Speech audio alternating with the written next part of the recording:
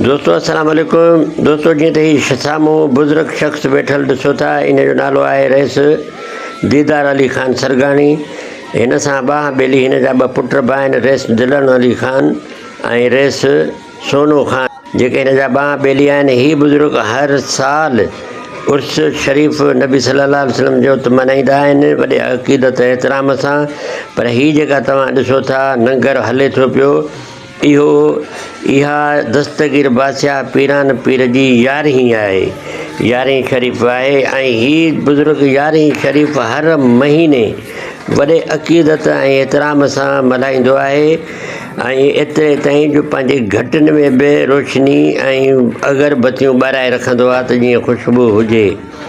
दोस्तो ही अहिड़ो हिकिड़ो नमूनो हिन जो साईं जो पंहिंजो आहे त जेके बि माण्हू ॻोठ जा आहिनि उहे बि भतु खाइनि, उहे बि इहे बि लंगर खाइनि। ऐं उहे माण्हू देगिड़ा खणी ईंदा आहिनि, जीअं विहांवनि में ईंदा आहिनि सॾु भरणु, ऐं पंहिंजो पंहिंजो भतु वठी खणी निकिरी वेंदा आहिनि साईं वटि। हिन 11हीं शरीफ़ जे प्रोग्राम में बि माण्हू पंहिंजे घरनि ॾांहुं लंगर खयूं था पिया वञनि। इहो तव्हां मंज़र पंहिंजे अखियुनि अॻियां ॾिसो था पिया। हिन बुज़ुर्ग खे लख लख शाबसूं हुजनि, हिन जो एॾो वॾो अक़ीदत ऐं एतिराम सां ही करे थो पियो पंहिंजो बंदोबस्तु। हिन में पंहिंजे ॻोठ जा त माण्हू हिन जा हूंदा वॉलंटियर ज़रूरु, पर कुझु ॿाहिरिनि मां ॻोठनि जा माण्हू बि वॉलंटियर थी ईंदा आहिनि, उहे बि अची कमु कंदा आहिनि।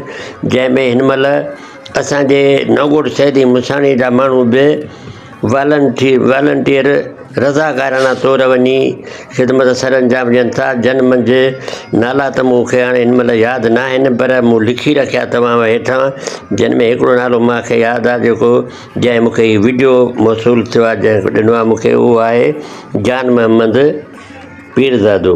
ऐं हिकिड़े वाइज़ थींदो आहे, मौलूद थींदा आहिनि, मौलवी सगोरा ईंदा आहिनि, उहे दुआऊं आख़िर में वञी भरी घुरंदा आहिनि हिन जे फ़क़ीर जे हक़ में, सॼे जग जहान जे हक़ में।